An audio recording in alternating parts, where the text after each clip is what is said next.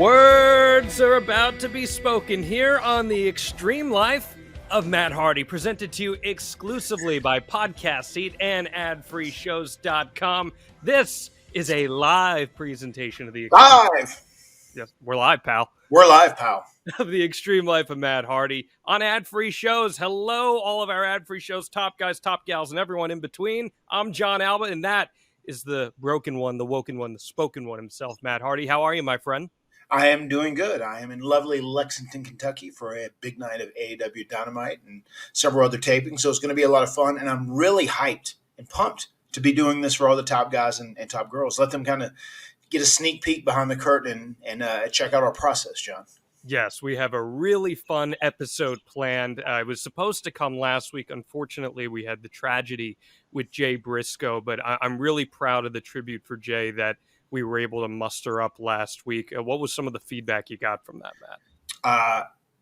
Really overwhelmingly positive, and overwhelmingly people were just happy. They were glad that we paid tribute to Jay Briscoe, who has entertained them for so long. You know, just a total staple.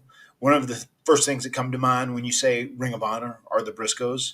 And he was my friend. I worked with him quite a bit. I liked him a lot personally. We shared a lot of the same bonds and a lot of the same loves of family and children. So it's very sad to see him go, and it's a very hard reminder that life is precious. Live every day like it's your last. You never know. Tomorrow's not guaranteed for anyone.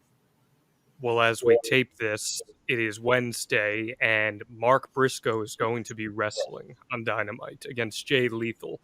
What'd you think of that when you heard that news? I mean, it made me really happy that the network kind of softened their stance up on the Briscoes and Jay Briscoe specifically, and they're going to let Mark wrestle and they're going to honor Jay tonight. I mean, it's really the right thing to do, and I'm proud of them for making that decision. And I really can't imagine what Mark Briscoe has been through the last week, losing someone that's that close to you. So there, it's a lot of pressure on him to be performing tonight, but I'm sure he wants to, just knowing Mark as I do. And I know he's going to give it his all to really honor Jay tonight, and make people remember how special and how great and how influential the Briscoes were. Can wrestling be therapeutic for somebody when they experience something difficult? You've experienced your fair share of difficulties in life. Did you find going in the ring was something that kind of helped you push everything else to the side? Yes, wrestling can absolutely be cathartic, especially if you're someone who is so extremely passionate about it. And I know that Mark Briscoe is. For instance, my wife was just like, I could never, if I lost someone, my sister or my brother or like my spouse or whatever, like a week later, I couldn't even think about stepping into a ring and like taking bumps and just trying to entertain fans. But I think for Mark Briscoe, it will be cathartic. And I think it means a lot to him to be able to honor Jay and produce a proper tribute for him to like remember his life and his legacy. Certainly. So we got a ton of ad-free show subscribers in here. Mr. Chad Epic saying Jay was good people, Matt. And I think you can certainly attest to that. Yeah, I mean, Jay was great people. And on top of that, he was an extremely committed husband. His kids were the love of his life. And, that's what makes it even more difficult to me because I share all those same bonds and I know how much they mean and I know how much I want to see my kids through. I want to see them become grown and adults. And I'm really sad that Jay Briscoe now had that taken away from him. Yeah. Bobby saying, good morning, AFS top guys and gals. Well, hell, Bobby, we're glad to see you here. My friend, Coach Rosie. Coach Rosie's got a special group of listeners on this podcast. The Camelback Club the Camelback High School Wrestling Club is watching us live, Matt Hardy. So if you want to give them a little shout out real quick here. Yo, what's up to the club? I hope you guys enjoy and thanks for tuning in and watching us live. Thanks for documenting our process today. Absolutely. Denovia says Jay was awesome. Met him at StarCast and at Flair's last match last year. They were a big part of StarCast. They were on Ric Flair's last match. Richie Ray says, John, in a t-shirt. This isn't just a t-shirt, Richie. This is the official Extreme Life of Matt Hardy Let It Play Out t-shirt, which you can pick up at boxofgimmicks.com because, man, we got a lot of good ones. What's your favorite shirt on boxofgimmicks.com, Matt? I love the Let It Play Out. It is so in vogue right now when it comes to pro wrestling. And I'm also a big fan of the Matt Fact, Matt Fiction shirt. And we're going to get your Matt Fact. For those of you who may be tuning into the Extreme Life of Matt Hardy for the first time, Matt does Matt Fact every single week here. We're going to get that in just a minute. But before we do, we are talking about Royal Rumbles on this episode. This past week was Raw 30, Matt Hardy. You were part of many memorable Raw memories. Is there one particular Raw memory that comes to mind for you? And did you get a chance to see any of the show? I did. I got to watch about a third of the show, following your, highly, you highly put it over. So I watched the trial of Sami Zayn, and I watched the tag match, and I watched the Bray Wyatt Undertaker segment. I thought it was all excellent. I thought it was really good. The trial of Sami Zayn was so well done, and it really was. That was a star making performance that night for Sami Zayn. I mean, he's already a star. He's already over as it is, but it really, was the icing on top. You have a favorite Raw memory from your career? One thing that's going to stand out first and foremost, just because that was our dream from day one, is when we first won the WWE World Tag Team titles. I mean, that was our only goal, really, in wrestling. If we accomplished that goal, then we had done everything we wanted to do. Obviously, we did it multiple times over, but just winning that night in Fayetteville, North Carolina, basically like our hometown, and actually seeing a dream materialize right in front of us and becoming the tag team champions. That's probably my favorite Raw moment of all time. Yeah, I don't disagree. It was a big moment for the Hardy Boys. It was a big moment for you. It was cool seeing all the legends. I pop all the time seeing the APA on TV and the door that the little back room door they have for the poker room in this case, where it's just you could walk right around it, but instead you got to go through the door. And Ron Simmons had to let everyone in this time around. Well, hell, it's always a good day when we get the APA on this podcast, isn't it, Matt Hardy? Outstanding day. And two, I remember there was one time someone walked around the door, and JBL and Ron Simmons said, "What are you, an animal? Walk through the door, damn it." I love that so much. We are talking Royal Rumbles on this podcast. Specifically, we'll be doing a watch along of the Royal Rumble 2003 match. We're going to be doing that via Peacock because we can't have the Fed coming after us, brother. But if you would like to join us when we do the watch along, the time code is 14030. That's 14030 on Peacock, the 2003 Royal Rumble. I'll put that out there again once we start that. But I asked for a bunch of questions about the Royal Rumble, and people are so intrigued, Matt, about how a Rumble match is put together. And for the first time ever, a former WWE superstar is going to spill the tea on how the magic is made. And if you have any questions and you're watching us live via ad-free shows, feel free to just throw them in there and we'll pop them up. But before we do that, Matt Hardy, as is tradition every single week here on the Extreme Life of Matt Hardy, please hit us with that Matt Fact. Matt Fact, Matt and Shannon were extremely entertaining in 2003. Boy, howdy were you, and we're going to see that firsthand in this 2003 Royal Rumble match. Your MFer had your back in that attitude match. Follower. Yes. Even though you ended up blaming him, which I thought was a little not very cool of you. But, he had one job. Make sure my feet didn't hit the floor. He had one job, and he failed me. That's true. Matt, before we start, I gotta say this. As we record this, tomorrow is my 30th birthday, and I am calling to you, someone I trust very much, the sensei of Mattitude. Can you give me some advice as I enter this next decade? What would the sensei of Mattitude, as you taught Shannon so many years ago, what would you have to offer me as I enter this next decade? Well, first and foremost, I know when you're young and you turn 30, it feels like a big deal. It's like, oh my God, I'm like a grown ass man. No more fun, no more games. But it's all right, John. It's good. You've got until about 35 until it starts going downhill. So I'd say the next 5 years, enjoy the hell out of them, live it up, do it big, and have the most enjoyable life you can have. But after 35, it's kind of all downhill from there. I'll have to come back to me when you're 35, and we'll have this discussion again. Okay, I got you. Coach Rosie says Matt and Ethan are going to destroy Hook and Jungle Boy tonight on Dynamite. I hope that happens. I'm so glad you're on Dynamite. I can't wait for that.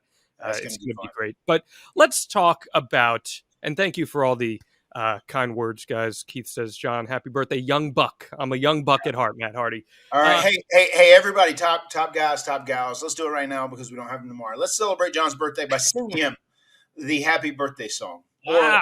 Or I'll do the broken birthday song. It's something I Please. do. It's my bit on Cameo. I don't even have to pay for this. This is great. You guys ready? Here we go. I'll count you down. You guys do it wherever you're at. You know, John's gonna hear us all in unison, even if he doesn't hear you.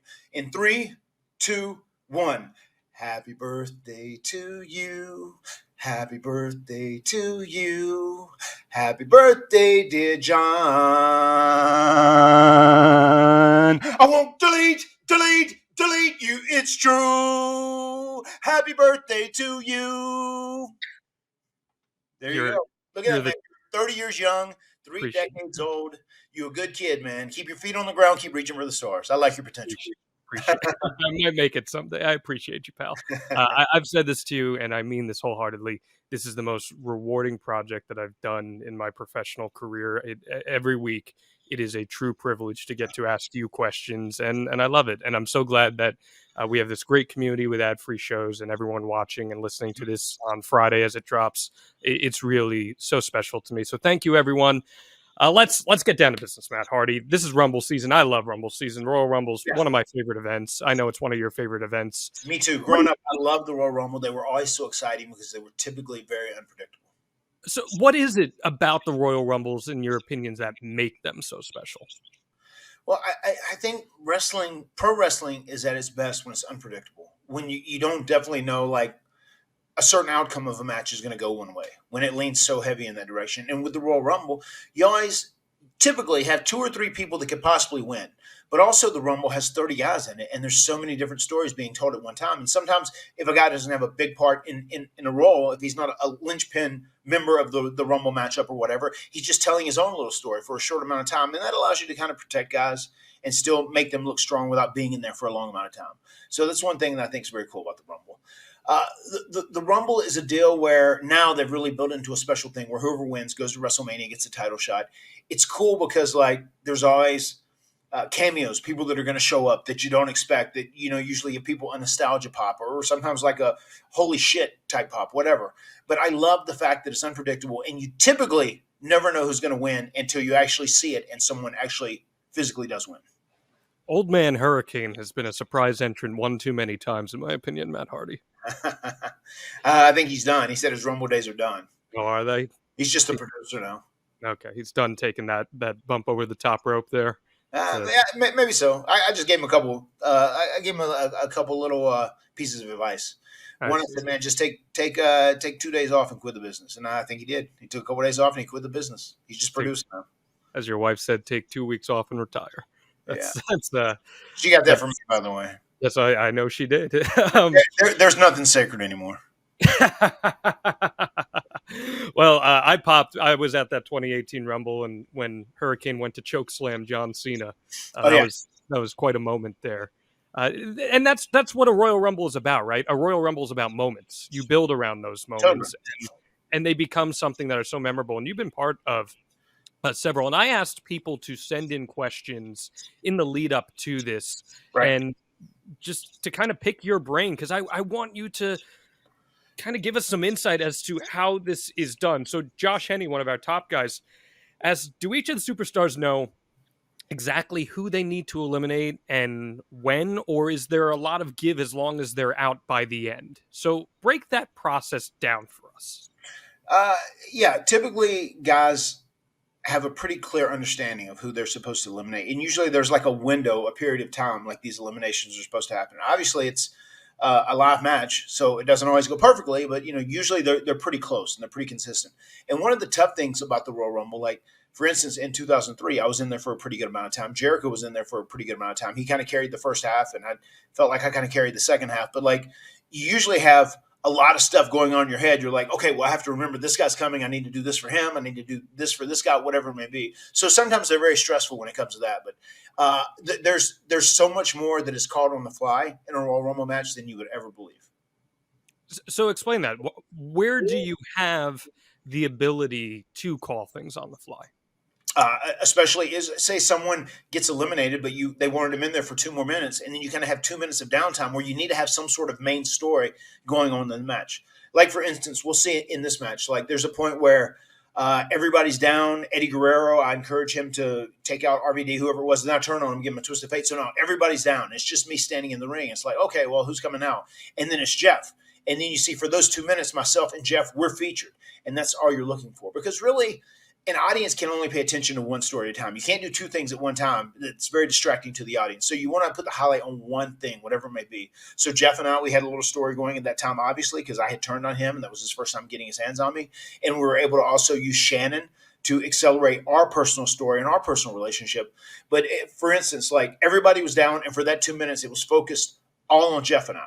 You know, there's a time where John Cena comes down and he raps for the 2 minutes, you know, where it is focused on him. So each segment, you have like a focus point in that match, and you want everybody else to like get small or not be doing a lot so they don't distract from the story that you're trying to tell and trying to shoot. Let's take a quick pause here, Matt Hardy, and thank our friends over at Athletic Greens for sponsoring the extreme life of Matt Hardy, especially with AG1. AG1 is Matt Hardy's favorite. With one delicious scoop of AG1, you're absorbing 75 high-quality vitamins, minerals, whole food source superfoods, probiotics, and adaptogens to help start your day right. It's a special blend of ingredients supporting your gut health, your nervous system, your immune system, your energy, recovery, focus, aging, all of those things. And guys, I'm turning 30 next week. You know that I'm taking my AG1s to try to at least make me feel a little bit younger, because it's lifestyle friendly. Whether you eat keto, paleo, vegan, dairy-free, or gluten-free, it contains less than 1 gram of sugar, no GMOs, no nasty chemicals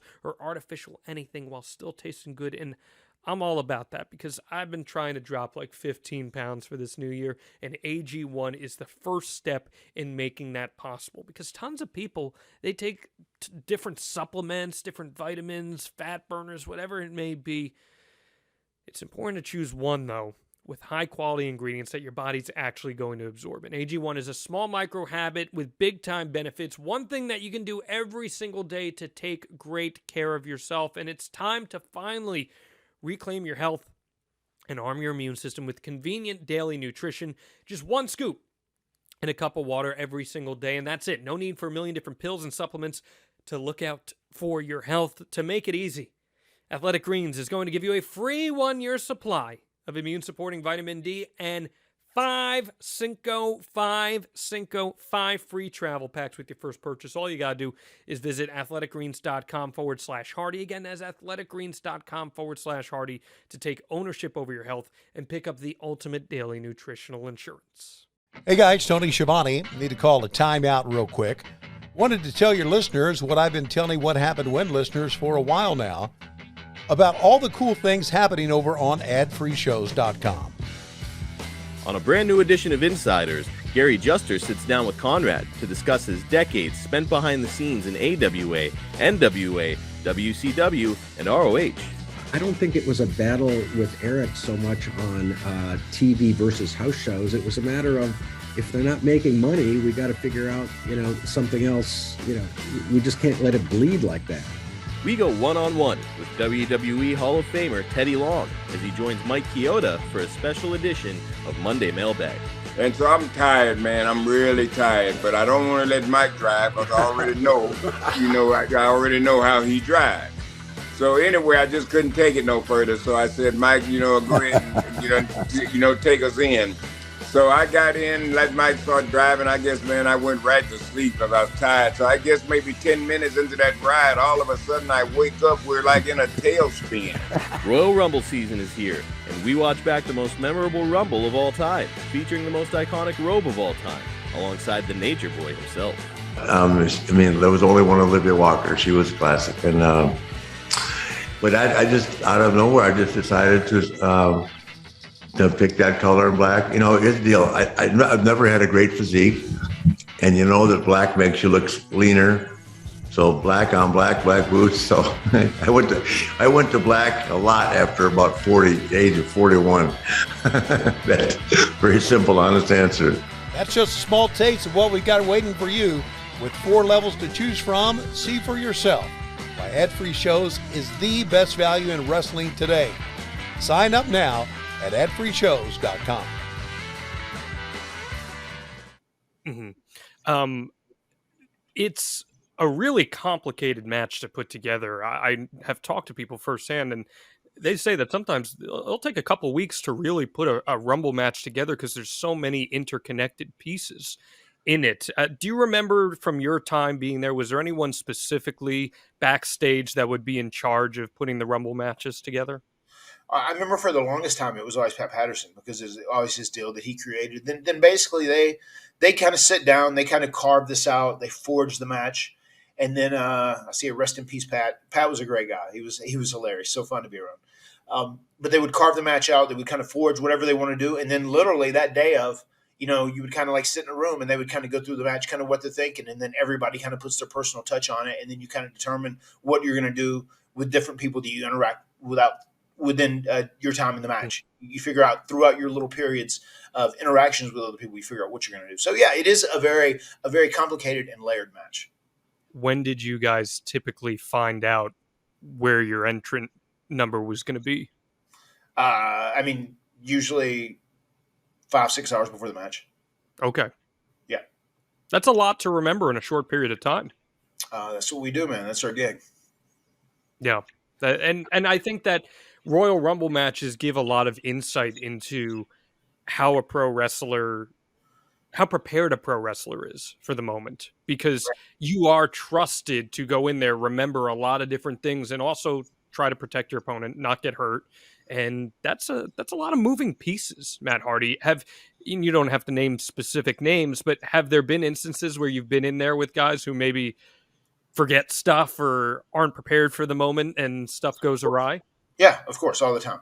I mean, anytime you're in a battle royal, there's times where people forget stuff and you just kind of have to remind them or try and get them on track. And sometimes just someone gets eliminated before someone else does, and you have to like figure out a way to compensate for it and just make things right. So you need guys in those rumbles that are very much considered ring generals that can get the match back on track if it goes off course. We got a great question here from Lopez, top guy. Says, was there any way or style of going over the top rope that you were hesitant to take? Now, I've been in a couple of Royal Rumbles and Battle Royals, Matt Hardy, and I had to learn how to take the bump over the top rope. And the way that was taught to me, it was specifically referred to as the Farouk style, because Farouk, Ron Simmons, always went over the top rope a certain way, where it was kind of a little more slow, and he would grab the rope and grab the apron with the other hand and take that nice, easy bump on the way out. Did you have any preferred style? Because you and your brother are kind of batshit crazy. I don't know if you've heard that before. Yeah, I have heard that rumor. My style was basically just to go over the top rope and just, touch your feet just for a second and then splat on the mat. Try and stop your fall by landing on your feet just a little bit, but then continue to fall through and land on your back or whatever. And when you were saying you were taught the Ron Simmons style, I said, okay, well, you were taught a definite safe style. If Ron Simmons is doing it, it's going to be safe. Because if he goes through something and it isn't safe, he doesn't feel like it's safe, he's going to say, I don't think we'll do that one again. We won't be doing that one again. That's one of my favorite Matt Hardy stories available in the archive, extremehardy.com. That's what it was. They were like, this is the safest possible way to do it. And so funny, because if you watch the elimination back, you just see me gingerly go over. I'm putting my hand down. I'm like, I am not prepared to wail over the top rope Jeff Hardy style. That not my vibe, pal. Not my vibe. Do you remember ever taking a really bad bump to the outside in a Rumble match? Not really. Not a specific Rumble. I mean, there's obviously many times I've been thrown over the top rope, and I have taken bad bumps when it was all said and done that were very painful or excruciating, but not specifically in a Rumble that I can remember. Yeah, and hey, listen, it's one of those situations where you have to also try to protect your opponent as you're throwing them out. You can't do things in a way that puts them in jeopardy. We got another question. You go ahead. I was just going to say, it's also, you have to be very careful in a Rumble. Like you have to have a lot of discipline, because if you have 12 people in the ring and they're fighting and you feel like you want to do a move or get something in, it's very dangerous because somebody could fall right back on the guy or drop on him, whatever. So you have to be very careful about your movement, and you can't always do what you want to do. And sometimes it's better to keep it simple and just stay low and stay small in whatever you're doing, as opposed to trying to take a big cool bump to get your stuff over. Someone might end up getting hurt because it's there's a lot of moving pieces and a lot of traffic in that ring at one time.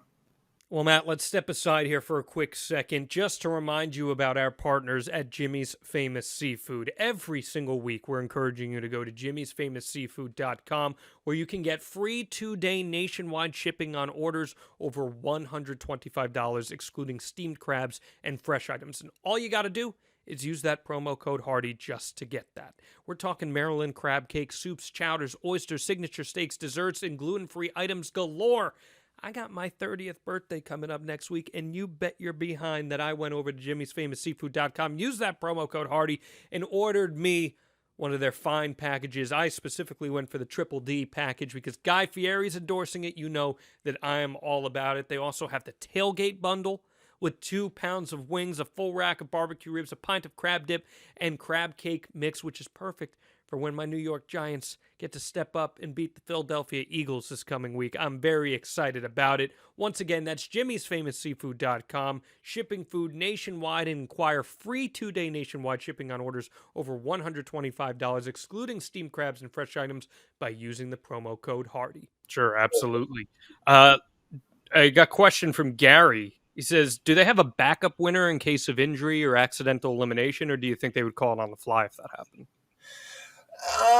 There has been times where there has been backup winners kind of selected if it would go awry, but the majority of the time, what their goal is to have that one person win. And I would say more than not, they would just plan on that person winning. And if something happened, they were eliminated, they would probably make something up on the fly, and then they would try and figure out a way to get back to that person or whatever it was. You know, for example, the deal where there was that double elimination and Vince McMahon came out furious and stormed and blew both of his quads out in the ring. You know, that was a time where the finish happened, and it wasn't the legitimate finish. It was not supposed to go down that way, but, you know, we are human beings, and sometimes human beings err.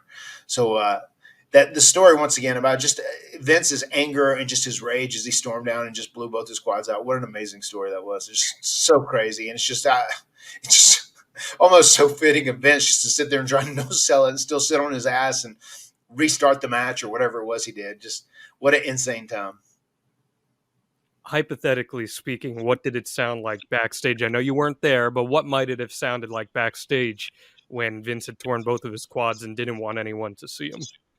I mean, just the way it's very obvious he's trying to like no-sell it. But, I mean, he can't stand up. He can't stand up on his legs, so you can't really no-sell it, even though he was trying to like show no emotion, show no pain in his face, whatever it may be. I'm sure there were probably some snickers, you know, just knowing Vince and knowing his ego and whatnot. But I'm sure there were a lot of people like, oh, shit. Like, you know, not only was this match screwed up at the very end, but now the boss is hurt. Like, oh, shit, heads are going to roll. I'm sure there was a lot of that, too. Yeah. Is he shielding himself from the talent in a case like that? Is he yelling at anyone, anything of that nature? I mean, I'm sure there's a part of him deep down that blames those people who screwed up the finish of the match, blame his injuries. You know, God damn it. Yeah, it's your fault. It was you. It wasn't me. Damn it. If you hadn't have done that, I'd never came out there. You're the reason I'm crippled. I can't let people see me for 6 months or whatever it was. But yeah, it's Vince always was intimidating. Vince also usually cast a pretty big shadow over those people who work for him. Well, because if Vince was in a wheelchair, he'd have to be worried about having his face eaten by somebody. Well, yeah, he would expect someone to eat him. He would probably, you know, expect Stephanie or The Undertaker, you know, another alpha male to just eat him. The primal instincts. Yeah, I mean, primal instincts, they exist. You may not believe me, but like read psychology. It's a quote. This is a real thing. It's a real thing. This is an absolute real thing. Another question that I want to get to, because related to Vince, WWE Master 2018 says, what crazy spot did you want to do in a match, but Vince or creative said, oh, hell no, Matt Hardy? In a Royal Rumble match? In a Royal Rumble match. Did you ever have one of those instances, or do you know anyone who did? No, I never had an instance, and okay. There's not really I can think of with anyone. I know there were some times that Shane McMahon, even when he was trying to do his big stunts, whenever he would have a match or whatever, and kind of build the whole match around that stunt. I know there were a couple of times they kind of shut him down because they thought it was too much. I will tell you this, and this was something that like Vince and people were worried about when we did the finish. In myself and Jeff in the I Quit match that was at Backlash 2009 after the WrestleMania match, and it was the deal where I was on the table and Jeff like tied me up with rope under the table. They were concerned about me doing that, and they preferred that we didn't. And Jeff's like, "No, it's going to be fine. I'll make sure to like land on him in a very safe way and do this." And so, well, I'm worried when you're tied up, you can't really, compensate if he lands on you wrong. And that ended up, he broke like 3 bones in my hand on that, and like it ended up being Vince. Vince was right at the end of the day. He was very worried about that. And Jeff's like, "Oh no, I got it. It'll be super easy, whatever." And he obviously landed right on my hand and broke it. And it was because you can't really. It's easy to like you can adjust or compensate so that you can move something so you don't get something squashed as hard. Do performers have a lot of creative input in a Rumble match, or is it mostly coming from the coaches and producers? Yeah, there is an extremely lot of creative input from someone in a Raw match. I mean, they more or less just give you like a very bare bones outline, and now you have like this formula. You kind of have a blueprint of like how the match is going to look and kind of be constructed, and then you put like the meat, the meat on the bones. Okay, that's all really good insight. I think before we start this watch along. Now, here's the deal, guys. We're going to do a watch along in just a few minutes on Peacock.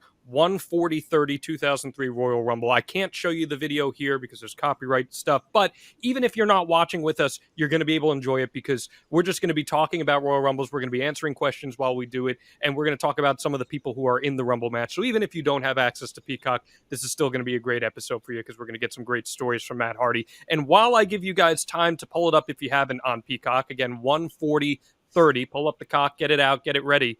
We're going to tell you a little bit about a very special offer from our friends at MyBookie. Now, Matt Hardy, I don't know if you've heard, Disco Inferno said that I only exist in the wrestling bubble.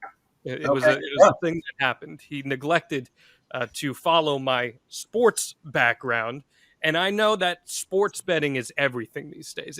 It's these sports betting ads, they're everywhere. They are literally everywhere.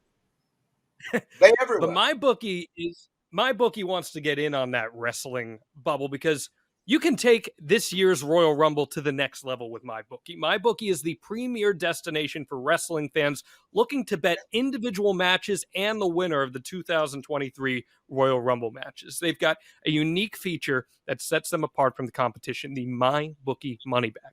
Money Bag helps you secure top fighters at insanely boosted odds with a chance to get top wrestlers like Cody Rhodes. You can turn your $50 bet into thousands of dollars. They're the only sportsbook in the market that offers this feature, and there are a lot of them out there. So whether you're a casual fan of wrestling or you're a hardcore wrestling enthusiast like our fans at ad-free shows, you can just use that promo code Hardy on a deposit of $50 or more to receive a cash bonus instantly to your MyBookie account. Using this bonus is very simple. Bet your deposit amount just once, and you're ready to cash out. It's no strings attached with MyBookie. Bet anything, anytime, anywhere with MyBookie. This is insane, Matt Hardy. Like, things have changed so much that I feel like people would do these Rumble parties with their friends and maybe do little betting games with their friends about the Rumble, do betting pools. But now you can do this professionally and actually win big money on the Royal Rumble. Isn't that crazy?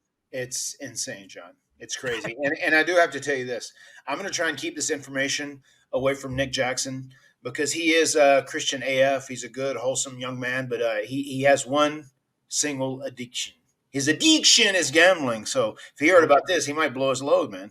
Oh, boy. Well, the new deposit bonus is a 10% cash bonus on any first-time deposits up to $2,000. And the minimum deposit amount is $50. The maximum bonus amount is $200. Use that promo code Hardy and get in on MyBookie because I think that's just a fun way to bring the Royal Rumble up to the next level for you. So thank you to MyBookie for sponsoring the extreme life of Matt Hardy this week and making the Royal Rumble fun. Before we start, do you have any predictions for the Royal Rumble matches, the men's and the women's match? Any predicted winners here?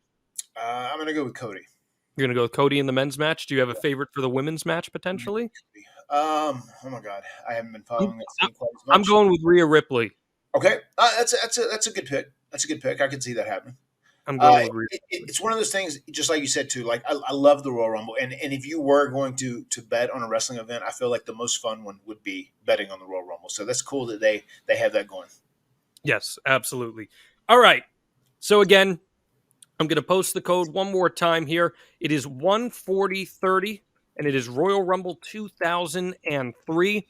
Some of you may have it where there's ads. Matt Hardy, if there's an ad that rolls during this, let me know. I'll pause mine. We'll all pause, and you can get through that. And again, even if you don't have Peacock and can't watch with us, we're just going to be telling stories the entire time during this Rumble match. Yep. Matt Hardy, are you ready? I am ready.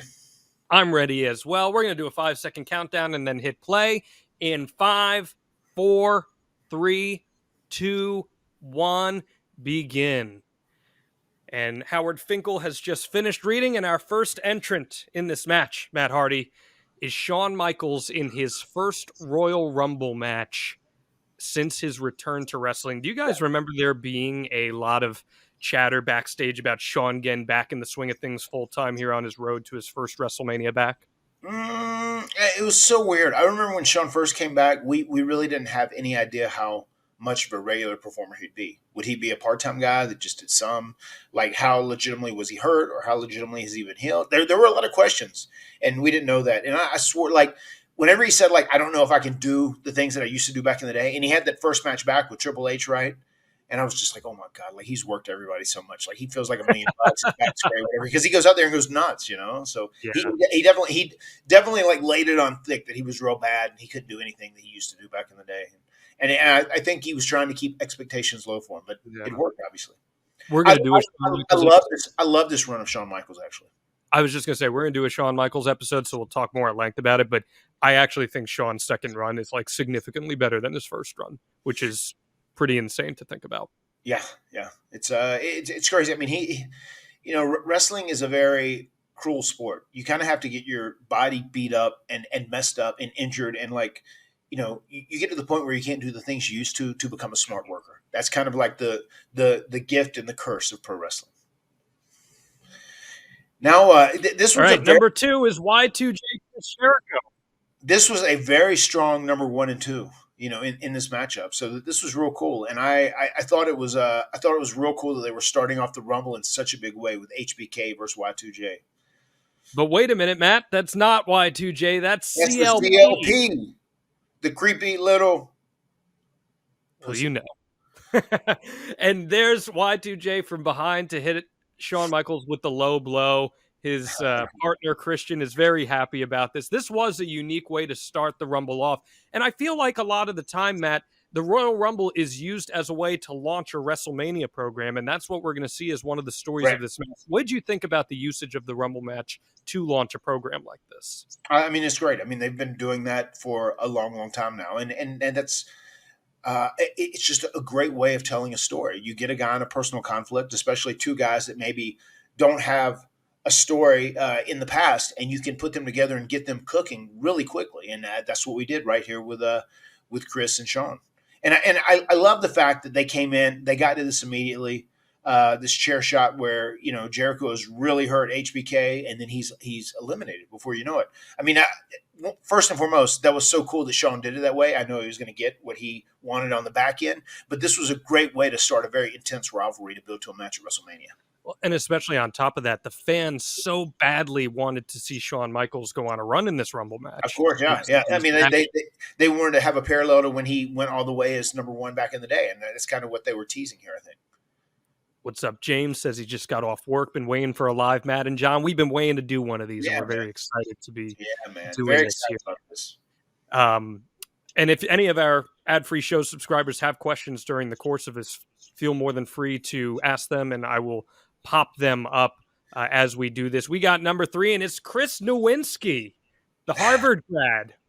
I know you had a pretty big segment with Chris Nowinski at Survivor Series 2002. What can you tell us about Chris? We've never spoken about him before. I liked Chris a lot. I liked working with him, and he was really committed to being a heel. Sometimes, something I've said about if you really want to be a heel in pro wrestling, you have to, you relinquish your fear of being an asshole. There's some people in nature that are just very kind-hearted and very good to other people, and it's hard for them to be mean or be bad, do that. But like when you go out and you wrestle and you're heel, you're a bad guy, you really have to relinquish your fear of being an asshole, and you have to go out and try and do things that really make you seem like a dick. And sometimes you can it's really easy to picture these things in your mind because you can think about things people have done to you in the past. So I feel like Chris was very committed to this gig, and that's something I really appreciated from him right from the jump. And his contributions to the sports world afterwards have just been incredible. So Yeah. The concussion research, he's changed the game. So big shout out to him. Shawn Michaels is out. Just like that. Which there were a lot of hearts broken at this. Like you said, people wanted to see him have a good long run as number one. They wanted to see him relive his past glory. And they capitalized on that by taking that away from the people and putting all the heat on Chris. This is really good stuff. I want to ask you about the 90-second intervals. How real are those, Matt Hardy? Yeah, I mean, I feel like they're pretty close. And obviously these ended up going 90 seconds because the show had to be heavy. It just had to be heavy. So they had to like shorten up the time on the Rumble. And that's how things go sometimes. Here's a man that you'd be facing at WrestleMania that year, Rey Mysterio. Yes. Where was Rey at this juncture? If I'm not mistaken, Rey had because I think right before this in 2002, something we talked about, there was a point where he was going to get taken out. He had like some sort of minor surgery. I feel like he was gone for maybe 6 weeks or so. So I was going to be the one to initially take him out, and it was going to become a feud with me and Edge because of that. Edge was going to defend his friend, Rey Mysterio. But that changed, and A-Train ended up getting that gig instead of me, and I did kind of go to Vince, and I let my frustrations be known. And it is what it is. So he said, I'll give you something else down the road. And he ended up giving me the Cruiserweight thing with Rey Mysterio. And I love the fact that Rey and I made the most of it. And we really feel like we brought some equity to the Cruiserweight title. And we had some great matches as well. We're watching Royal Rumble 2003 right now. 146.40 is the time code as things stand. Ad-free shows research extraordinaire Derek Sabato popped up a note from the Wrestling Observer from around this time, and he mentioned that according to Dave, you had some heat because of that. And I did with the WCW. Paul Heyman, the WCW regime. Why do you think that was? Why did Paul Heyman take credit for V1? Well, no. Why do you? Well, that was another thing. Dave writes in the Observer that Paul Heyman's the one that came up with V1, and I said to you, oh, man, that reeks of Paul Heyman just telling Dave, I came up with version 1. Matt Hardy version 1.0 was my genius. I could envision Paul Heyman taking credit for that. But why do you think that got you heat? What got me heat is because I was standing up for myself, which sometimes in pro wrestling, especially here, I had been promised, I had busted my ass. I just asked Vince for this opportunity. He moved me to SmackDown. He let me do my thing when I was doing Matt Hardy version 1, the Sensei of Mattitude. It was getting over. It was working, and I don't think they expected that at all. And then I was promised to kind of do this big angle. And then Johnny had some of his favorites. And he really wanted to try and make his mark by pushing A-Train and saying he's going to be a big monster star. And then he ended up getting him put in my place and talked Vince into it. Obviously he was a lot more in Vince's ear than I was at that time, even though Vince was listening to me. And, I stood up for myself. I said, no, I was promised this. I should be getting this. This is bullshit. I have worked hard and I have earned this, and because I went to Vince and said Johnny did this, and he changed this on me, and I know he really had your ear, and you decided to agree with, but I think this is wrong. I should be getting this, and that's what it was. Once again, it's just the politics of pro wrestling. But there are times where you have to stand up for yourself, and probably throughout my career, I haven't done that enough. But this was one time where I was really set because I'd finally gotten that opportunity to break away from Jeff. I really got to do a character that was more me than the Hardy Boys were, because that is much more Jeff than it is Matt. So I was doing something that I felt like I was doing very well. So I wanted to make the most of it. It was very important to me. What do you think of Paul Heyman taking credit for that? It's just very typical Paul Heyman. Paul Heyman knows how to tell people the things that they want to hear and how to make himself sound good. He's a master of that. He knows how to motivate people. I mean, that's why people worked, so hard on ECW for so long with, for so little money. So he's a very good motivator, man. Yes. We've had some fun stuff with Rey and Edge going on here. Now look at this, CLP trying to get an Edge and Christian reunion going. Yeah. And as we know how things typically pan out for Christian, it's not going to go well. Yeah, I love that both of their body languages just then too. Story was just so easy to tell, so fun. And especially because at this point too, you had Rey and Edge. They were constant tag team partners as well. They were very, very much buddies at that time. Here we go. Chris Nowinski, the dumb heel who thinks he eliminated them both and turned around and he's celebrating already. Dude, this is brutal. Watch this. Yep. And this is probably why Chris Nowinski decided to do concussion research. Jeez. That was not a smart spot, was it?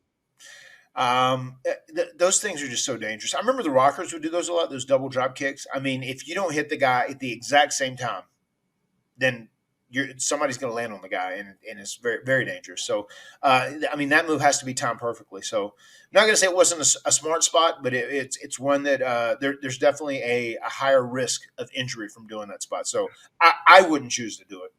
My goodness, you're not kidding, man. Chris Nowinski, very lucky he did not get more seriously hurt on that as they both came off the top rope. Let's see who's next. Chavo. Ooh, Chavo. Yeah. I like how you look creeping, like a little evil villain, just creeping to the ring, and that big roll in the ring. Mark Cyrus says potato skins. Yes, sir. Thank you, Mark Cyrus. I'm telling you, man. I'm trying to bring Queen Rebecca, my wife, to the light side, man. You know, to the side of the light. You know, these potato skins are good for you. See, he tagged Rebby on Twitter and talking about them. I said, buddy, you're asking for a bad day. That's not a wise thing. Coach Rosie says, do you prefer a Royal Rumble or the AEW Casino Battle Royal style match? I'll tell you what, Matt, I think the Casino Battle Royal has been one of the more innovative concepts in wrestling in recent years. Yeah, I think they've done a good job with that. And I like how it has its own flavor, you know, and it doesn't seem like a mimicker of the Royal Rumble. It's kind of has the same concept, guys coming in at a certain time, but I love the fact that there's a wild card where people are always expecting a huge cameo at the very end of it, whoever the Joker is. But I enjoy both matches. In some ways, Royal Rumbles are a little easier because it's very systematic. There's a guy, you know, every 90 seconds or every 2 minutes, whatever. Sometimes it's different when you have a wave of like four people coming into that Casino Battle Royale. Sometimes that's a little more challenging. Sure. Jericho eliminated Rey Mysterio. They do a really good job in this match at getting a lot of heat on Jericho because he takes out a lot of fan favorites. Yeah. This was like prime Jericho, like at this point, like he was just killing it here. And once again, he was kind of the backbone of the first half of this match. Here's Tajiri. Tajiri seems like he would have been a fun guy to hang out with. Yeah, Tajiri was a very funny guy. They would all, especially the Hurricane. He would make these jokes about it too. And there were sometimes I agreed with it. Like it was a big difference on like how well Tajiri would take like a side effect. And it really depended on if he was winning or losing the match. If he was winning the match, he would take the highest side effect ever. If he's losing the match, it would be very low. And Hurricane said he was notorious for that. It's so funny. And if he was hearing something he didn't like, he didn't speak English as well as he truly did. Oh. but Tajiri was great. Tajiri was so much fun. And I had so much fun working with him. And I do got to say, he has these killer kicks that look impressive, but he was very safe with the majority of them. Yeah. Tajiri was a guy who was probably 10 years before his time. Yes, correct. If like, peak Tajiri came along right now, oh my God, fans would go nuts for him. Tony Khan would be all about a Tajiri. Yes, he would be all about a Tajiri.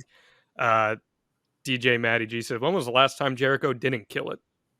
No doubt about that. Yeah, he's definitely one of the GOATs. No doubt about it. Jericho's always killing it, man.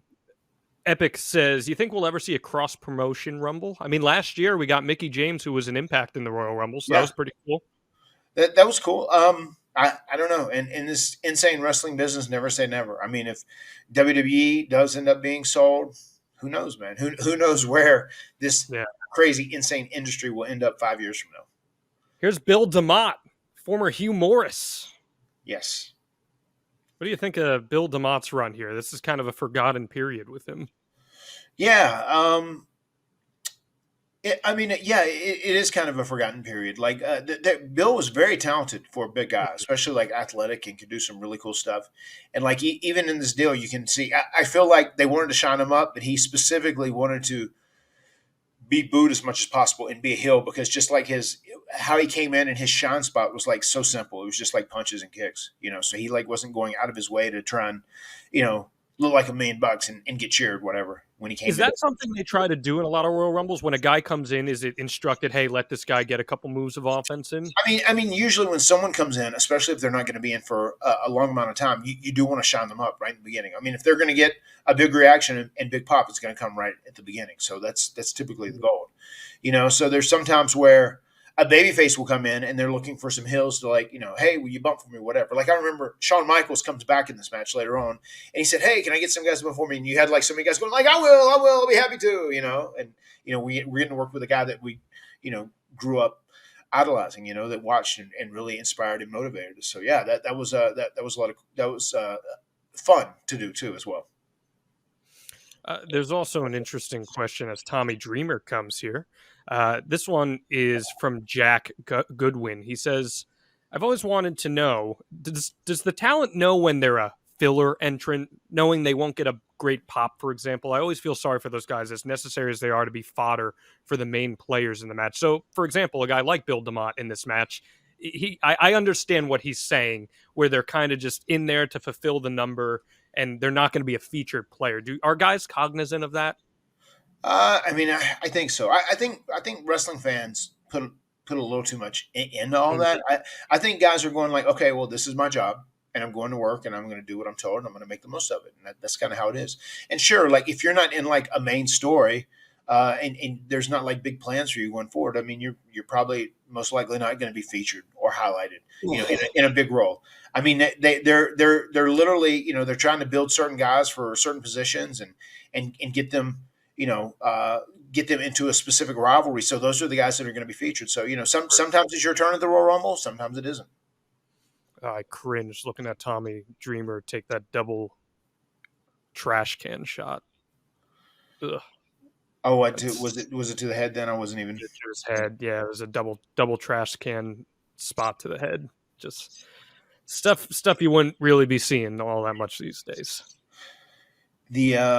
I just saw that Tajiri, that move, if he was doing that today, it would be on fire. The handspring elbow. Oh yeah, absolutely. Tajiri, I mean, I love Tajiri. Him and Regal together. This is a great elimination spot, by the way, too.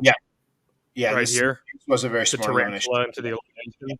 Yeah, because the tarantula was super over, man. People love the tarantula. It's as silly as it seems, right? Just it's like something you hook on the ropes, and you can only technically do it for 4 seconds or whatever, but they did love seeing it. Here's your boy B Squared. Here we go, B Squared.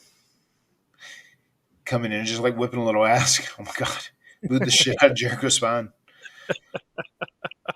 Those are the worst, man. When like you're selling somewhere and you don't see something coming, especially if somebody lays it in. That one looked like it hurt a bit. Yeah, so explain that to me right now. So in spots like that, see a B Squared, but in spots like that just kind of seems like it's improv, and there's a down period, punch, kick, struggle in the corner kind of thing. It's all improv in that notion, right?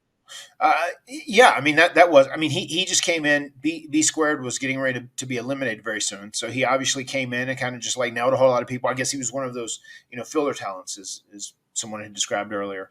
So he did a couple things, and he saw Jericho, and Jericho was just like over the ropes. Like I hate doing that. Like if someone doesn't know I'm coming or kicking them from behind, like I don't prefer doing that. But that's like one of those things where it's just like you got to be on guard at all time. You really have to be cognizant and aware of what you're doing in a Royal Rumble match. Well, Jericho has cleaned house here. Yep. Big shine for Chris Jericho. Yeah. Great moment for him. A lot of good eliminations just then, too. He's leading to a nice confrontation. Yes, and he's going to have that big WrestleMania match, as we know, with Shawn Michaels at WrestleMania 19.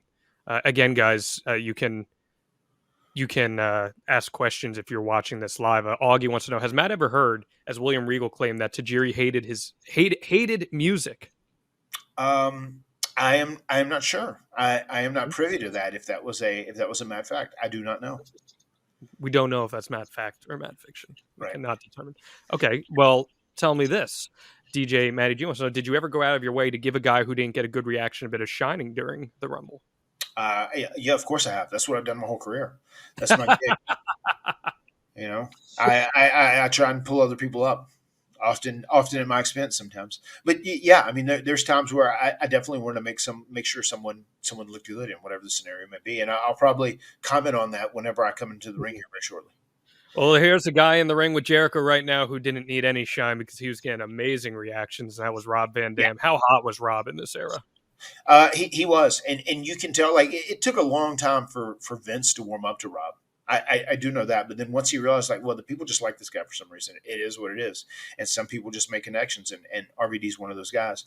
So this was a big deal. You could tell him having a one-on-one and kick Jericho's ass for a couple of minutes as they kind of reset the match, so to say. Like, and a lot of times it's said like that. Whenever you get rid of everyone and you're down to one person, like now we're in the next chapter of telling a story, whatever the next story of this match is. But I'm so glad to use that word. The chapter is how it's laid out. This is chapter 2 of this Royal Rumble.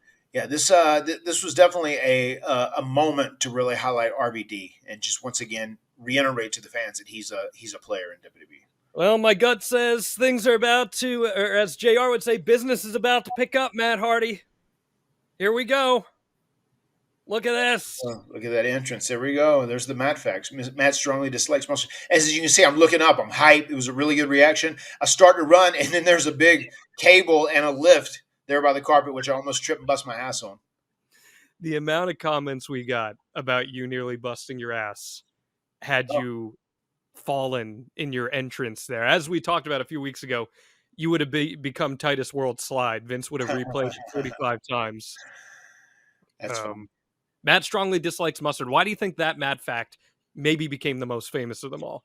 I think just because of how it was worded. It doesn't say, most people, if there's something they don't really like, they say like they'd say Matt hates mustard. Or they'd say I hate mustard, or so-and-so hates mustard. It just strongly dislikes was just such a different usage of words to describe stuff. And I thought it was very unique. And I feel like that's why that stood off. Obviously this was a big match. I had a very good performance in it. So that's the most famous Matt fact to date, without a doubt.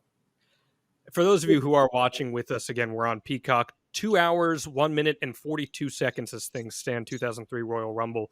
I really think this is one of Matt's best performances in his WWE run, because this is kind of the height of the Mattitude era, and you're really finding your own as a character. Shannon is really coming into his own as the MFer on the outside, and he's going to play a great role in this match with you. I'm excited to see the rest of this unfold, but as we're seeing RVD kick some ass here, we got a request from Richie Ray. He says, can we get an extra Matt fact about Rumbles? Okay, yeah, I'll give you one in just 1 second. Let me Go ahead, think on it. I will try to be super good and creative about it. So here's Rob. We know Rob was a little stiff from time to time, Matt Hardy, was he not? Oh yeah, I mean he was full of potatoes.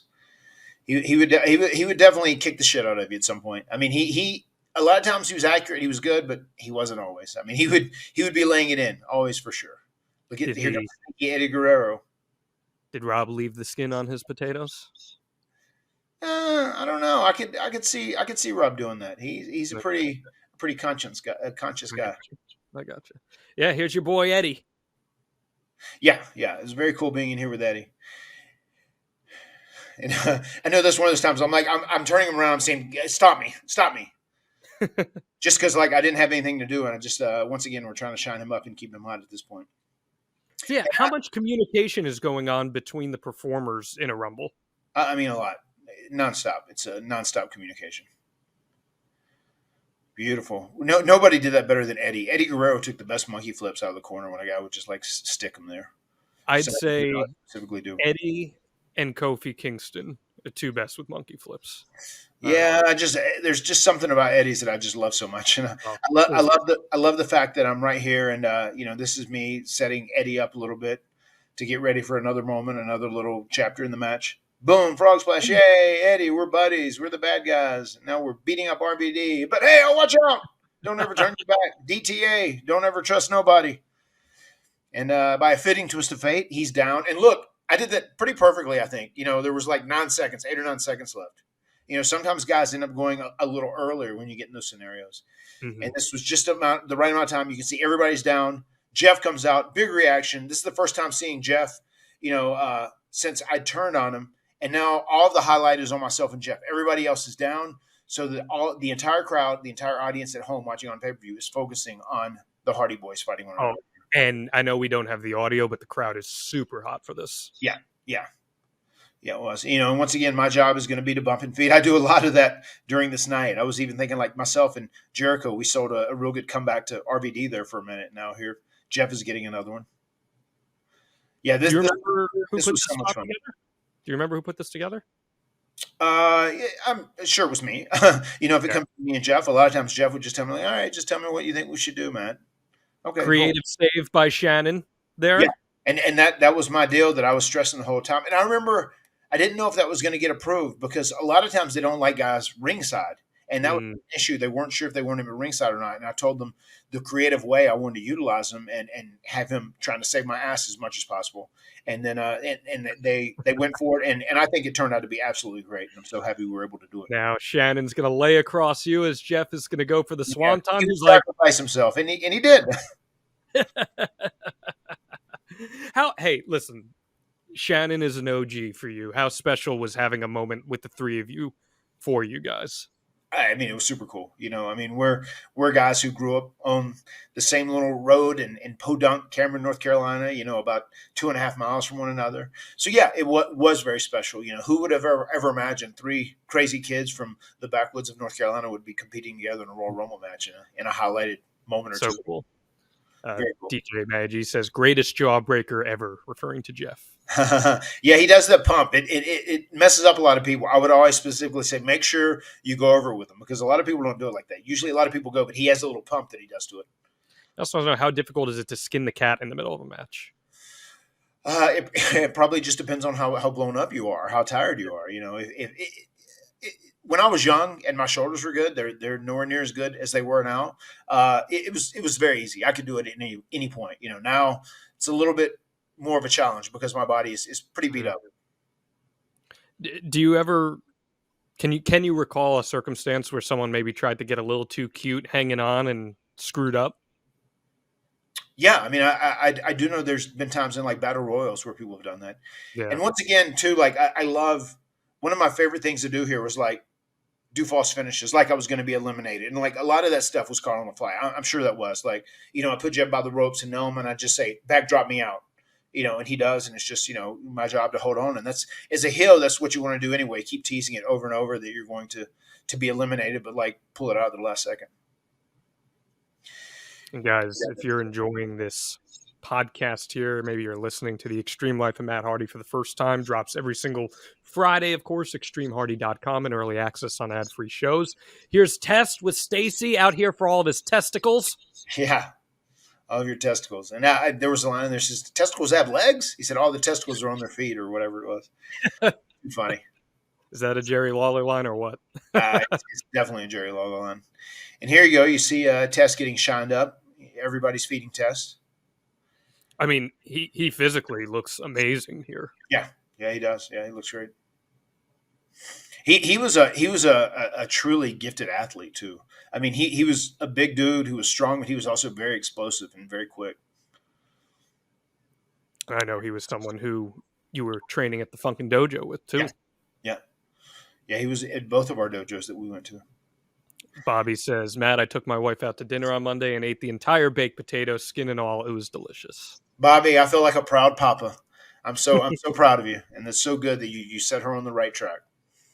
There you go. I'm going to throw in a little Matt fact here. Let's hear it. Matt fact: Matt's longest appearance in a Royal Rumble was 2003. Yes, it was.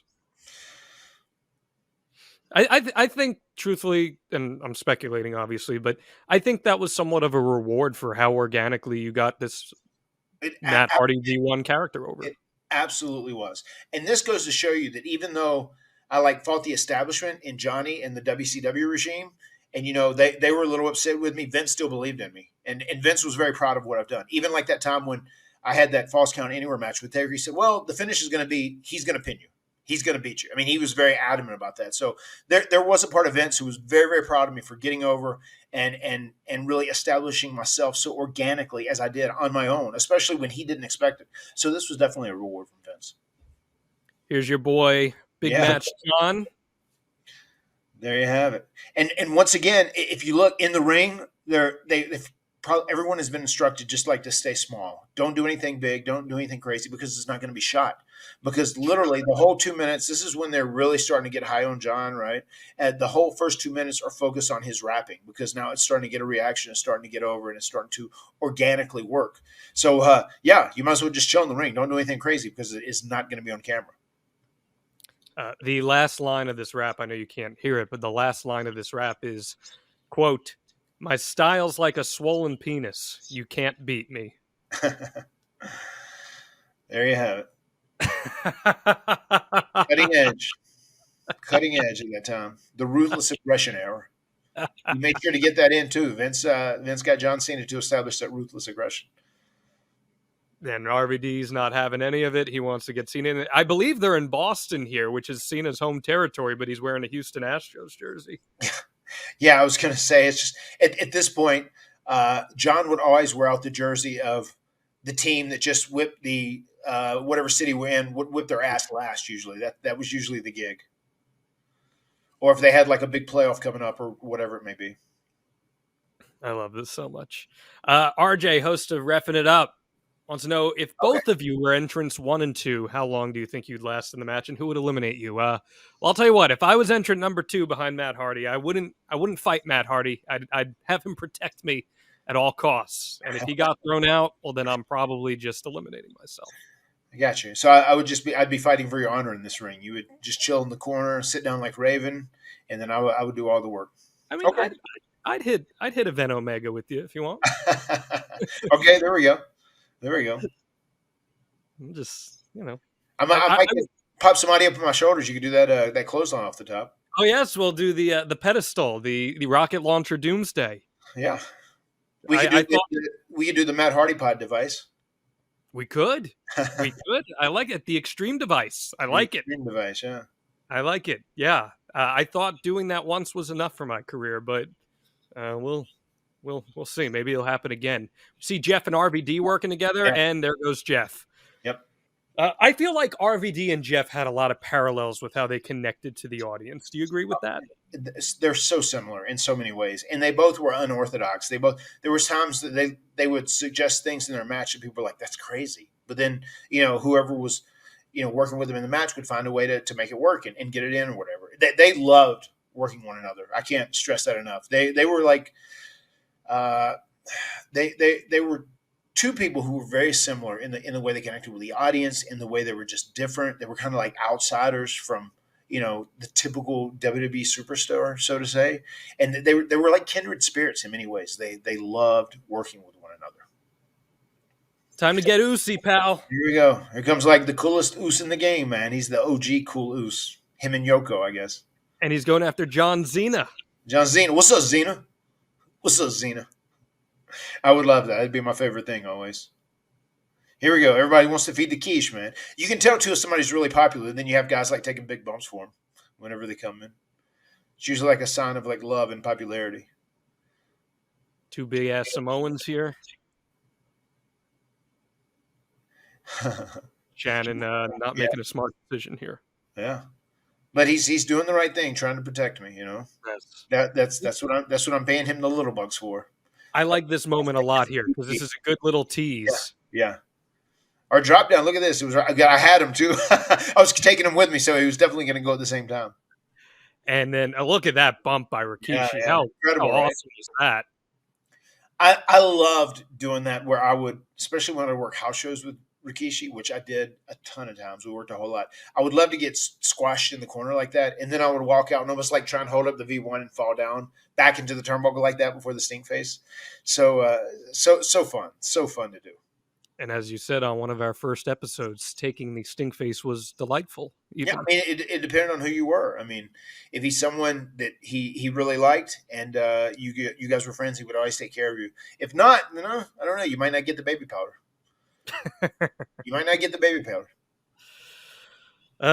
Here's Jamal, the late Umaga, as we talked about a few weeks ago. Did you like 3-minute warning as a package? I thought it was interesting. I didn't realize how until Eki became Umaga, I didn't realize like, wow, they really weren't capitalizing on this guy. And it just made me wonder, like, could his partner have been the same? I know he did 3-minute warning. They would come in and they would devastate people, but they were also in kind of like, it was a very, very niche role, right? Mhm. And there was so much potential, especially when he did Umaga, and you could see him be a very believable killer, and that was always there. It just makes me wonder, like, if his partner would have been like that. I love the stuff. I really enjoyed what they did as 3-minute warning, and I liked the stuff he did with the Hurricane. It was very funny, very entertaining. As the SHIT, the superhero in training. But it would have been interesting to see if Rosie had been a serious character. Could he have been a believable killer? That I would have been very interested in trying that out and just seeing what it looked like. It's amazing in the face how much he and Roman look alike, isn't it? Oh my God, yeah, it is crazy. Spitting images of one another. It's a shame that both of them are gone. It really is. Two very talented guys. And here is, in my opinion, maybe the greatest Royal Rumble performer of all time. Yeah. Kane. I mean, they definitely have tried to, promote him like that. And I know they talk about here all the eliminations he's had, in one Rumble the most. It was 11, if I'm not mistaken. But yeah, he has been. He has been a staple of Royal Rumbles. I think, and I understand they were getting to Rock and Austin at Mania 17, so I understand it. But I think Kane should have been world champion at that time. He was so over. He looked like a freaking monster. Yep. And I feel like they kind of missed the boat on that just a little bit. Rico going for a ride. Ugh. Rico, he looked like Michael Hayes when he first jumped on the apron. I was like, "Oh my God, that's Michael Hayes." No, it's not. But just with like the big baggy pants and the tight shirt, it just reminded, because he was like, an older gentleman. Looks like you're taking a choke slam here, Matt. Here we go. Yeah, look, I'm looking around. Where's Shannon? I'll turn until I find him. Oh, there he is. Yeah, this was a very specific spot that I asked to do, and like Glenn was like, "Oh, you'll do that for me? That'd be great." Glenn was always like so nice and kind, and he would always go with the flow. What a company man! He would do whatever. What a tease by Jericho there. Look at Jericho. I was about to say that was awesome stuff there. Bobby asks John, if you were Matt's manager, would you wear a suit to the ring? That's kind of my gimmick, doing the suit with the open shirt. But I don't know. I think it would have to depend on the circumstances, Matt. Maybe. I mean, I guess, once again, we might just fully train you and get you in that cruiserweight division, man. You know what I mean? Just get you in that cruiserweight division if you flip out with all the other spizmisses. Hey, WrestleCade's coming up in November. There's still time. Right. Can't wait. John, first name John, last name Alba versus first name Sham, last name Payne. That sounds like money to me. Hey, he'd bump like hell for me, man. I'll tell you that. Hey, I want to give a big shout out to Champagne too. He just worked a GCW show and he got a ton of great feedback.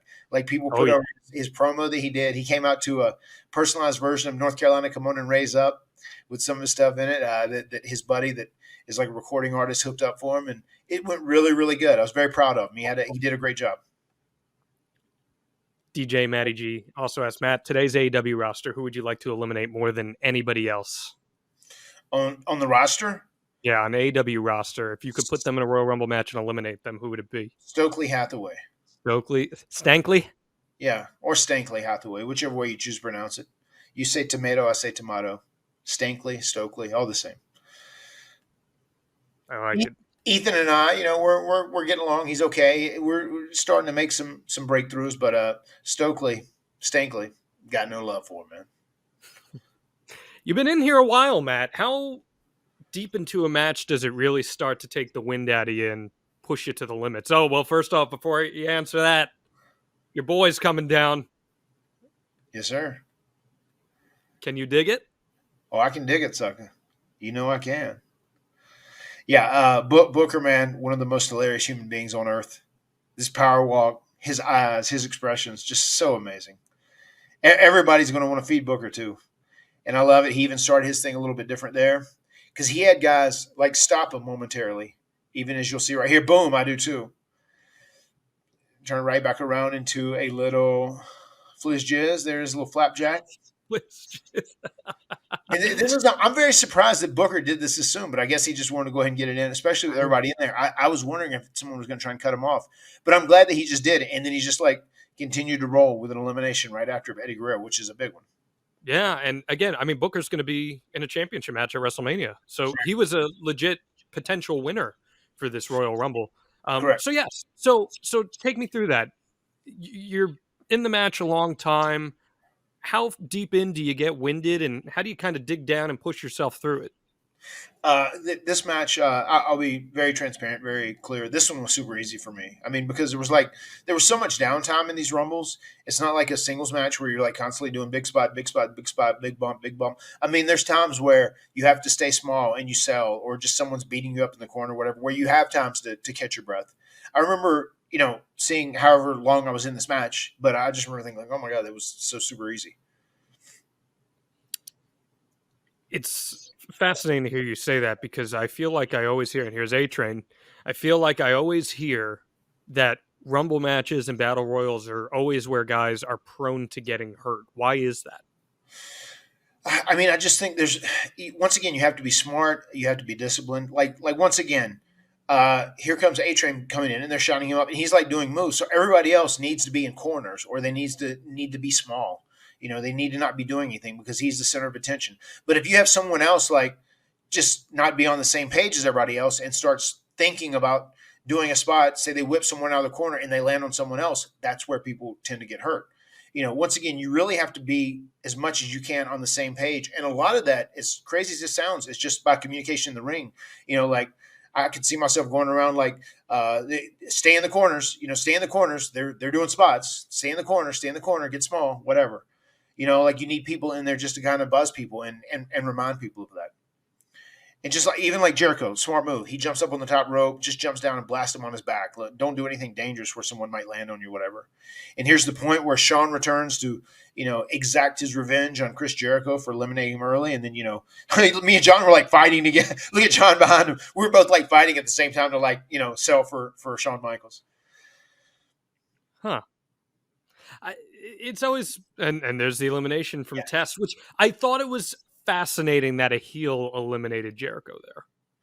Yeah, I mean, I think they once again, they wanted to give Test a big spot. They knew that was going to be a highlight. So, Shawn came in and did the damage, and, technically he couldn't illegally eliminate him because he wasn't in the match at that point. He'd been eliminated. So they had someone else do it, which I thought was a smart play. And it was a good little moment that gave Test a special time in the Rumble match.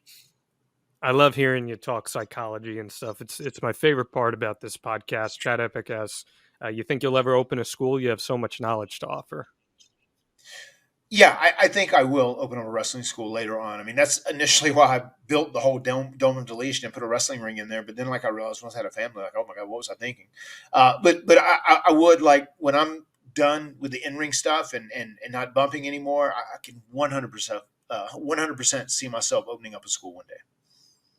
That'd be great. Here's Maven, and this is an important one to pay attention to, because as we know, the year prior, you guys helped set up one of the most famous moments in Royal Rumble history with him and The Undertaker when he drop kicked Taker out, who was distracted by chasing you guys off. Exactly, yeah. And there's going to be a fun little moment coming up in just a few minutes here. Ooh, Charlie Haas taking that. What do you think of Team Angle, man? I always felt like Team Angle was cut off before they could really get going. Just two incredible athletes. Yeah, they were really good together as well. And we had a very strange ladder match with these guys. I remember they just kind of manifested itself out of nowhere. We didn't have this huge story behind it or whatever, but we ended up doing it, and I liked it a lot. It turned out pretty good, even though it's not one of our more memorable ladder matches. But I like those guys. They were both good guys and both extremely athletic and both extremely talented. Shelton Benjamin just celebrated 20 years in the business, which is pretty crazy as we celebrate 20 years of this Royal Rumble. Yeah. Yeah. And I got to say too, Matt, as your boy Dustin is making his way down to the ring now, who is in his last year of his career currently. And I'm sure we'll talk about Dustin long form at some point. But before this match was Kurt Angle versus Chris Benoit, which I actually did a tape study of on my Patreon, WrestlingAccordingToAlba.com. And Kurt just did one of that for ad-free shows. Generally considered to be one of the greatest WWE Championship matches ever, and the Royal Rumble match had to follow that. Do you remember there ever being any discussion about how those guys had just torn the house down before you guys went out there? No, I don't think so. No. I think that was just one of those things. They had a great match. Like, okay, well, let's go have a great Rumble. And I'm pretty sure that was the mentality behind it. The expectation.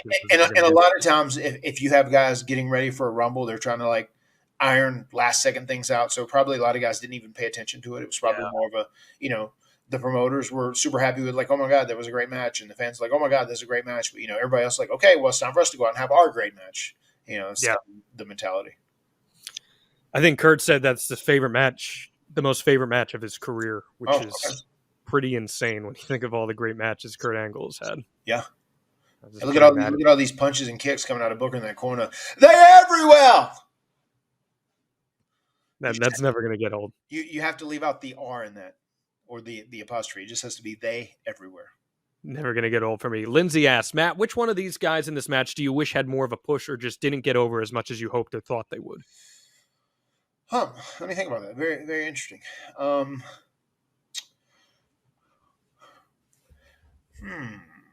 Maybe Shelton? Shelton is one that stands out for sure. Especially, it would be a lot different if Shelton came along in this day and age. If you had peak prime Shelton come along in AEW right now with his athleticism, he would be a big deal. Especially because he's still so big and so strong as well. So he was someone actually. Rikishi too, man. I think Rikishi was an entertaining dude. He was so over. I think Rikishi could have had a more prominent role if it was done correctly.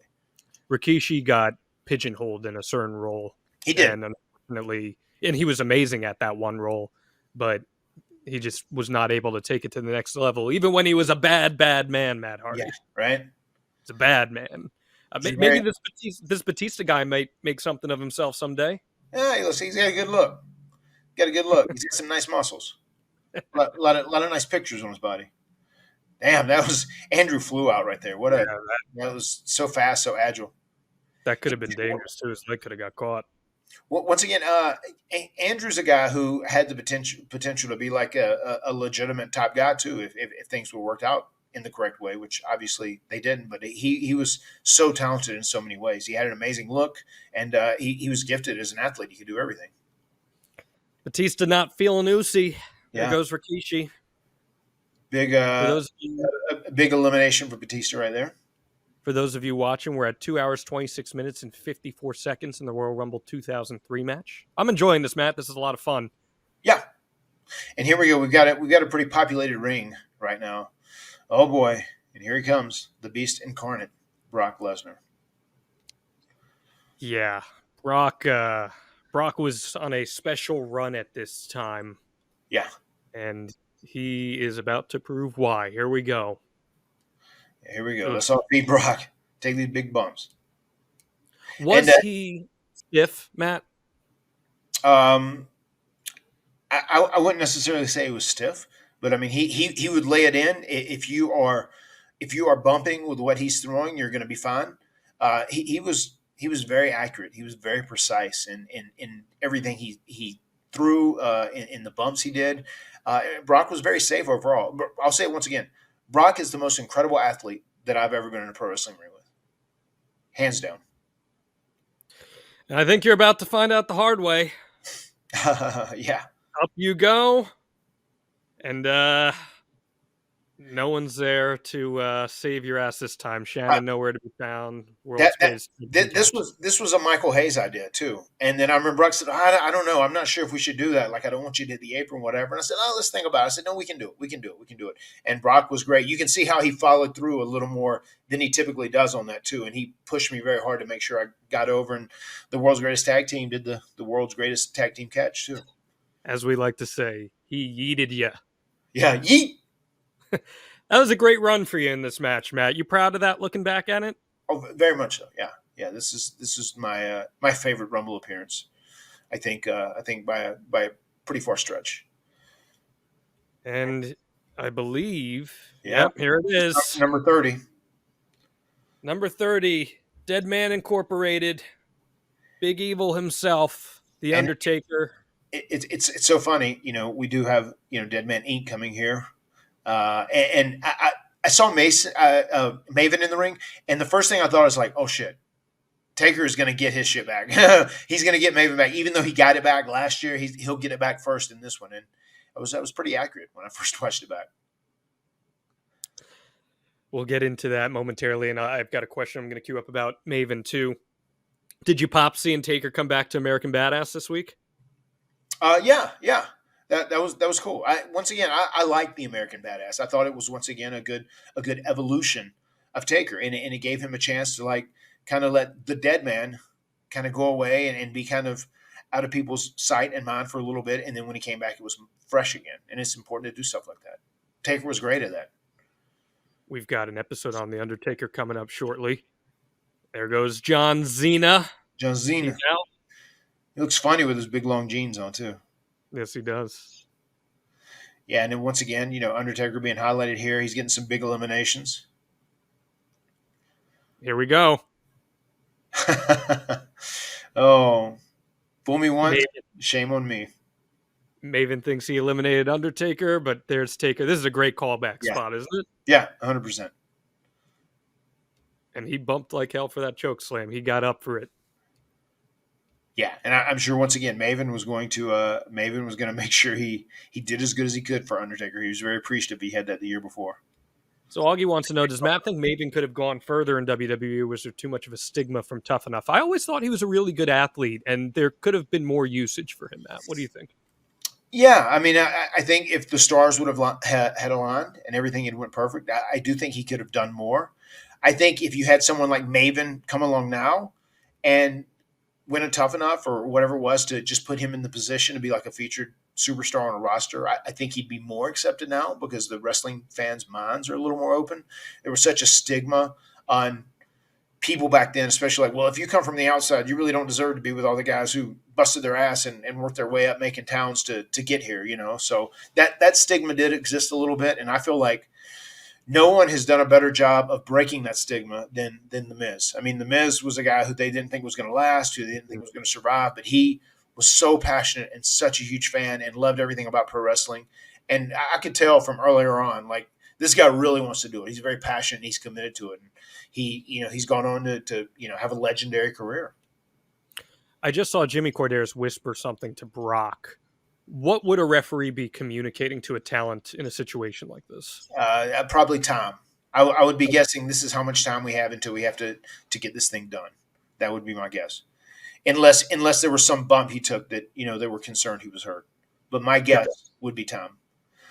Because now we're on a deal where we've had all of the actual entrants in there, and that's a deal where he just turned on RVD, right? They were kind of buddies at that time. They were tag team partners. Yep. Yeah, but it's one of those things. Now we kind of have like a drop dead time we have to hit. So that's probably what he's just reinforcing, making sure that Brock knows that. Gotcha. Well, we're talking about 4 legit stars here as the final 4: Batista, Kane, Brock Lesnar, and The Undertaker. Yeah. And 4 guys who could potentially be winners too, right? And that's kind of one of the best parts about a Rumble, right? You love a Rumble when it's kind of a pick'em. Yeah. Unpredictable. Pro wrestling is at its best when it's unpredictable. And there was a lot of unpredictability to these 4 guys being in the ring. Anyone legitimately could argue a case for them to win. Especially if you had my bookie. Yes, especially if you had my bookie, of course. You would want your guy that you bet on to win, so you would make that money. Yeah, Matt Hardy knows a thing or two about making that money. Irish Whip, big strike from Taker. Listen, man, I always pop for the Brothers of Destruction. They were always legit to me as far as I saw it. Yeah. Yeah, the BOD, man. The Brothers of Destruction. Final 4 here. Man, this almost looks like now that they had a little more time to fill than they were expecting because it has slowed down a lot. The pace is slowed down. Usually when you get to these last few guys, it's usually pretty predetermined, like what you're going to do, and this is kind of set. A lot of times in these meetings, when you talk about the Royal Rumble, you have everybody in there to begin with, and then they say, and then we have the last X amount of number of guys, and okay, everybody else can go, and then they'll kind of discuss the finish with the last few remaining participants. So I was just going to ask that from James Stewart. He says, do most of the wrestlers know the entire match or just their part? Yeah, no, most of the wrestlers just know their part. Okay. Has there ever been a surprise entrant that you weren't even aware of? There has been. There's been. We're gonna have a surprise here, and just when he comes in the ring, who knows what they need to know, they do know, and everybody else just feed them and make them look good when they show up. That has happened. Does one come to mind for you specifically? I don't know if I've ever specifically been in that scenario, but I do know I've heard that where they said, okay, well, we got somebody coming in, it's going to be a mystery. Just feed them a little bit and then do everything as discussed prior. Interesting. Yeah. Don't want the sheets getting the leaks there. I mean, well, it's smart too, trying to keep people guessing. And this is a Royal Rumble where there were no surprises in this 2003 Rumble. It was all talent on the roster, and everybody was announced. Yeah. Yeah. I mean, there were no. I mean, you saw it. There were no surprises on this. It was I guess what I'm saying is like all 30 guys were announced ahead of time. I mean, I'm not sure if they were, but even so, there were no names on this. I was like, oh my God, I can't believe they're in the Royal Rumble, Right. Tombstone from Taker to Brock. How poetic would that be all these years later, huh? Right. Yes, indeed. You think Brock is one of Taker's greatest opponents? I mean, it's hard not to say he is, especially because, he did that iconic moment of ending the streak, which was a huge deal. So I think that in itself almost puts him in that qualification. And now I like this story being told here too. You got the young gun Brock going against the two established vets who ran together. Yeah. Yeah, this was good. And once again, it just reiterated the every man for himself concept.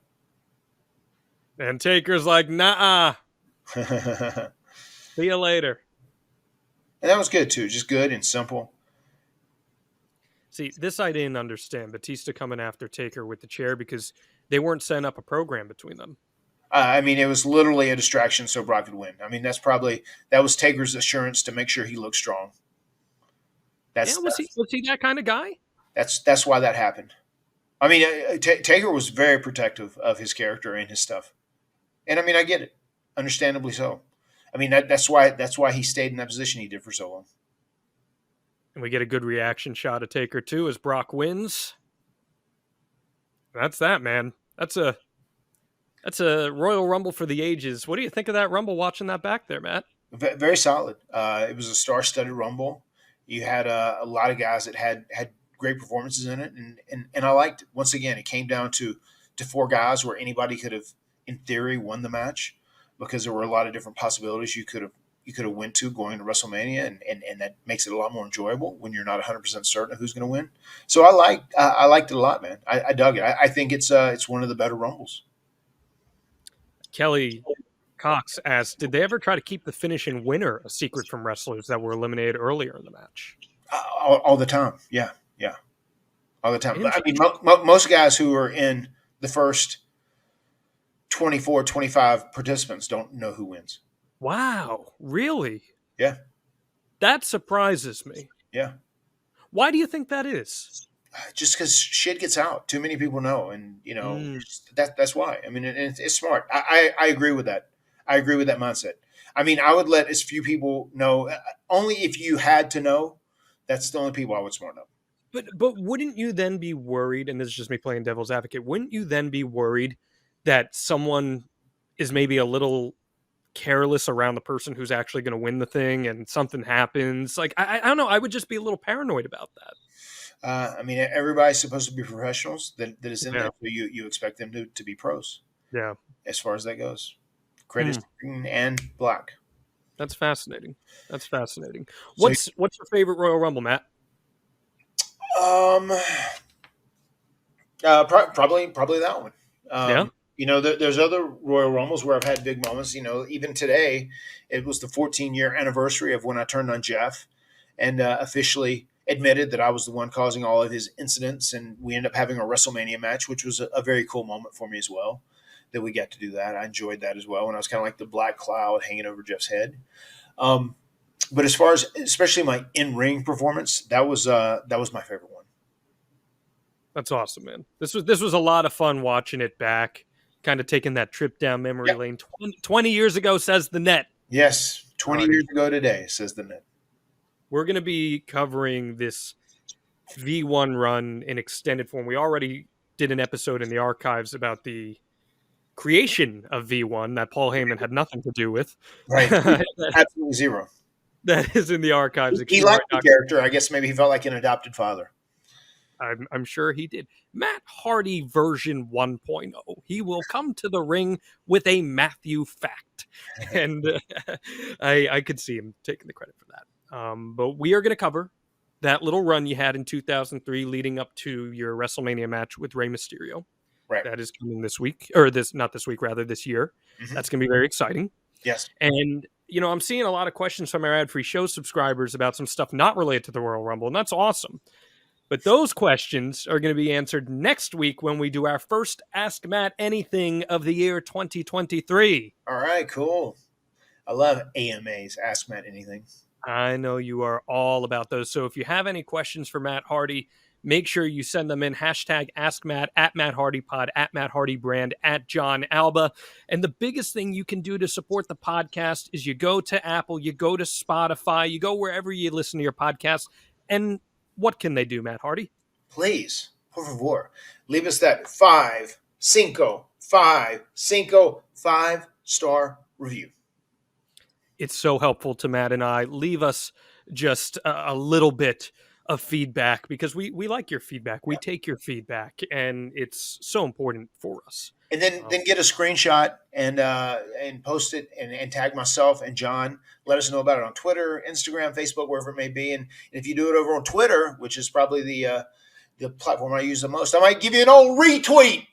You know what I mean? I like that. This is so much fun to do live. I'm so grateful for ad-free show subscribers. I hope we get to do this again. Anything you'd like to say to the top guys and top gals and all the other subscribers? Top guys, top gals, thank you for being here. I hope you guys enjoyed this. And it was cool. This was fun to do, and it really is. This is kind of like you pull back the curtain a little bit, and I kind of let you in on the inside. So it was a fun day, and I enjoyed doing this. I appreciated your insight, Matt Hardy. I appreciate doing this podcast every single week with you. So make sure you're subscribed, my friends. ExtremeHardy.com, Apple, Spotify, AdFreeShows.com, all the goodies. Anything else you'd like to add, my friend? No. I hope you guys enjoy the tag team match that is going down tonight. Please tune in, and I know whenever this eventually drops, it will have happened already, so I'll put it in the past tense. I hope that you enjoyed it then, and for the people that are here live right now hanging with us, I hope you enjoy it, present tense, tonight. The words have been spoken. This has been the Extreme Life of Matt Hardy. We'll see you next time. Adios. My skin's dying because you're under it. I'm done lying to myself for this, for all the wonder in believing that it's making me weak. I'll fade away and classify myself as obsolete. My skin's dying. I'm done lying. All right, by now, guys, I love talking about old wrestling. What you might not know is it's not my real passion. My real passion is helping people save money. My real passion is getting families out of apartments and into houses. My real passion is getting people's finances aligned so they can retire on time. I hated going to Walmart and seeing the greeter being 80 years old. She should not be working. She should be home. Why is she still working? Because she still has a mortgage. I want to help avoid that for you. The other thing I want to help you with, let's make sure your kids don't get saddled with student loans. If you've got a student loan, why did you get one? Maybe because your parents still had a mortgage. I'm not saying that to be funny. I'm being sincere. There's only so much money to go around. What I want to help you do is figure out where you are right now and where you want to be long term. And I do it at SaveWithConrad.com. I've been doing mortgages for more than 20 years. And during all that time, we've helped tens of thousands of families change their life. I mean, routinely, we're helping our podcast listeners save $500, $600, $700, $800 a month. But more importantly, get them out of debt faster and with cheaper monthly payments. But if you don't think it can happen for you, let me just tell you this. We are not the bank. We don't say no. We say not yet, but here's how. We're going to get you a game plan on how to improve your credit, how to save a little bit of cash, and how to get into that dream house. Maybe you're already in the house, but it would be nice if someday we could put a pool in the back, or one day we want to upgrade to hardwood floors, or remodel the kitchen, or get a badass master bathroom. I can help you do all of that with no money out of pocket right now at savewithconrad.com. You don't need perfect credit. You don't need money out of your pocket. And if we can't help you save some cash, we won't waste your time. Check it out, savewithconrad.com, NMLS number 65084, equal housing lender. And hey, y'all, don't take my word for it. Check us out. We've got an A+ with the Better Business Bureau. And as if that's not enough, go look at our reviews. Read them and weep, haters. ConradReviews.com. You'll see more than 1,000 5-star reviews. Our average review is 4.72 stars. Find out how much money you can save. Take control of your life in 2023 by taking control of your finances. We're going to show you how to keep more of your own money. If you've got credit card debt, what are you paying on that? 14%? 28%? You know you can do better. With the mortgage, though, you may not know this, the interest you pay is tax deductible. And we can even show you how to skip your next 2 house payments. So if you can get a lower monthly payment, pay your debt off faster, get a greater tax deduction at the end of the year, and right now, right after the holidays, skip your next 2 payments, buddy, this is the biggest no-brainer in the history of the world. Find out how much money you can save right now for free at savewithconrad.com, or hey man, shoot me an email directly, Conrad@savewithconrad.com.